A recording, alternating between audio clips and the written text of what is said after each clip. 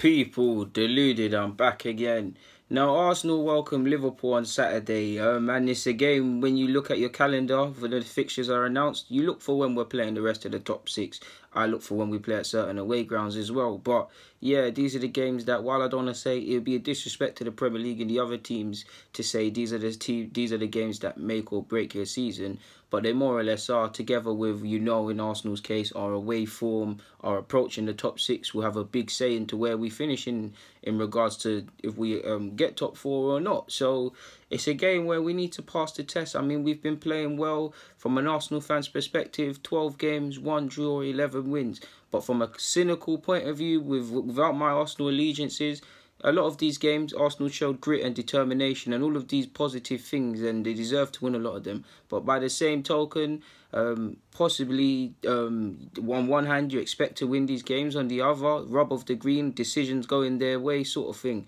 On the other, again, these are games that any team that wants to get into the top four, win a league title or anything like that should be expected to win. So when you look at it from a cynical point of view, the Liverpool game is these are games where we need to say something. And on top of that, we failed our last two tests against top six opposition when we welcomed Manchester City to our place and when we went to Stamford Bridge. Don't get me wrong, at one point we got back in the game, of course, against Chelsea, but end of the day we didn't walk away with nothing in that game. So yeah, Liverpool presents a good option, and we all remember, I hope it's not as fantastic for the neutrals, and I do think it's a game for us to be brave offensively and defensively. I actually think it's a game to just fully on passion. I don't want to see the 3-3 repeat of I'm sure either fan doesn't, of last year, man. I mean, it was epic. I mean, they were on top of us, winning 2-0 at a point. We came back. Obviously, we had a cracker from Xhaka, and Mignolet wasn't the best of keepers. I remember he was in goal, if I can remember correctly. And Ozil obviously scored that well-worked set piece before Czech let us down. I don't want to see it like that again, man. Fantastic for the neutrals, but maybe not so for the fans. Ironically, I do think maybe setting up in a similar formation, I'll leave this for our next vid, but maybe setting up to how we set up a year ago when we played this fixture could actually help us. But give credit to Liverpool now. I've obviously watched Liverpool when I can this season. I've seen them against Cardiff in the 4-1. I've seen them against Huddersfield. And I've got a lot of things to say. And I've seen them obviously in a couple other games. I don't need to sit here and say every game I've seen them because they're on TV all the time and playing in champs. But possibly one weakness I possibly see. Again, I don't want to not talk about these things. I wanted to talk about it in another vid. But if any potential areas for us to get at, if it's Lovren and Joe Gomez, or not Lovren, if it's Lovren or Joe Gomez, apologies people, partnering Van Dijk, one issue I see both have, more so Lovren, when they get high, because obviously Liverpool want to press and play nice football, that them two midfield, them two centre halves, there's a gap that presents themselves where the fullbacks are bombed forward, and both of them at times, you've seen it even from set pieces. Liverpool, they haven't got their brain on at times when defending these sort of things. Not that they're not intelligent, it's that they can't see around them. They're blinkered in a sense. So we possibly, if we can get balls into channels, that would help. Liverpool, one criticism. Still, they're improving at that, but last 10 minutes for Liverpool fans, probably a nervy one. The last two times they've lost, even though they're undefeated in the Premier League this season, has come when they've conceded in the last 10 minutes. You look at the 85th, forgive me if I'm wrong, but I swear Chelsea beat them in the League Cup, and Hazard scored in the 85th minute. Obviously, Napoli scored in the 90th minute with Insigne and things like that. And you could probably see the trend. They've improved in that. I actually think I've always had admiration for Klopp's sides, and definitely last season with the passion and how they play. They're a good footballing side, in my opinion anyways. But this year it seems to be they're turning into, it's more Wenger ball in the sense that their players are fantastic with a football at their feet and they play good football, but it seems to be a bit more variety. They still have the components of last season of going far, playing to their strengths, doing things at pace, but at times it's a bit more patient, a bit more technical, a bit more coming short, more so than they already do these things, but more so like that. And even if you look at their passing accuracy, it's improved. Their strength in depth with their signings and reinventing certain players has improved. I really am impressed with how they lined up in the 4-3-3 and at times in the 4-2-3-1, which you've seen with Salah up top. Obviously, with that being said, I think the front three of them, they're in good form. Statistics back it up. But if you look further, I actually feel they've all got many levels. Mane, Salah, and Firmino in particular to go up. They're good players. I don't feel they're playing to their full potential, which is bad news for us. What I like about them, they're obviously ferocious. In big games, you've seen it against City, you've seen it against Chelsea, and you've seen it even against PSG. They'll obviously press the back line, but one thing that's impressive with me of Liverpool is that both of them, Salah and Mane, in one particular occasion they'll drop into midfield and help flood it and make it 5 in midfield. Essentially, they'll try their best to press the midfielders at the base of an opposition's formation. So, like, I don't know, for instance, Jorginho, someone that's strengths are to get onto the ball and make things tick. That's it really impressed me. And they've still got the long ball in them. You've seen Van Dijk, he's booky with them cross-field passes. So they're a good side, man. They're more of a passing side, in my opinion, now. They're doing their thing. Their dribbling success has gone up. I mean, last year it was 57%, 57.5. This year it's 58. So that they're doing well, man. Last year their passing accuracy, I made a mess of this, was 83.8, I believe. This year's 85.3, so they're improving. It doesn't matter. One thing that scares me as well, it doesn't matter if they're providing width in their team or if their attacking players come narrow and their fullbacks push on. They're an issue to play against, man. The fullback areas are crucial for me, and whoever wins that, whether they're doubling up on against a fullback or a winger's not defending, it will have a big say on the game. How we obviously hold our positioning defensively will obviously have a massive say on it. They've made 77 long balls. They played 543 short passes and played 20 crosses. 20 crosses is of interest to me because the movement. You see Robertson especially, he's not afraid to take it down the byline and get a cross in. But the thing that really scares me is early crosses at Arsenal. Why the early crosses scare me? Because for early crosses to work, the striker has to be intelligent and has to move.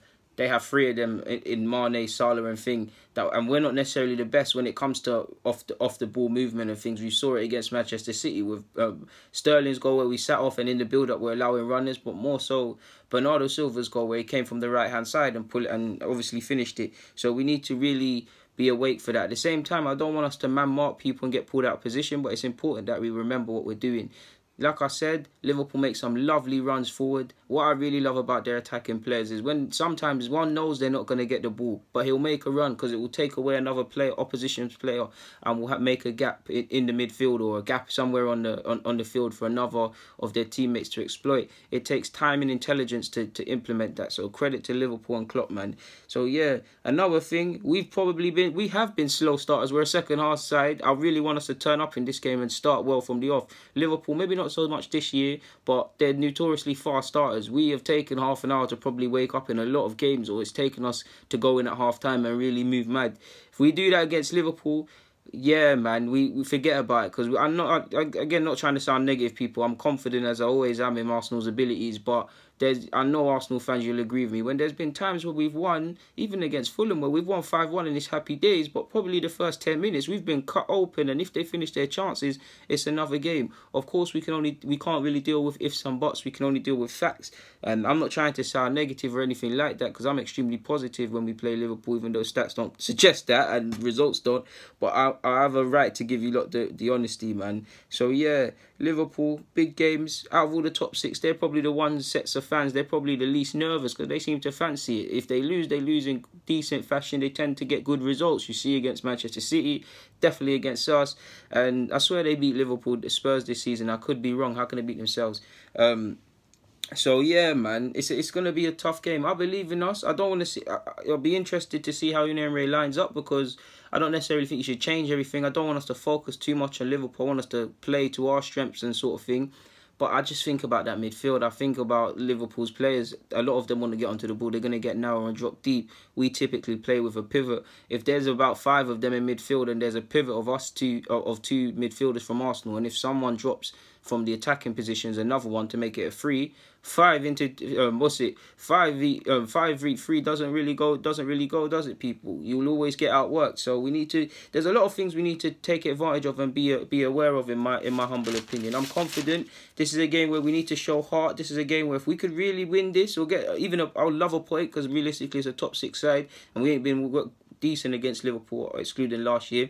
I would love it, people. But if we win today, today I'm getting too gassed. If we win on Saturday, it will be a big vote of confidence for the fans and for the players. We shouldn't get gassed off it, but it'll be lovely. I mean, it's funny how stats look at things as well, because ironically, you would attribute Liverpool with running and us probably more so with passing, and it seems like the roles are reversed, because I don't have the stats to hand, the exact stats, but Liverpool are passing more and we're running more, and we've run more than them, so it's a bit funny, man.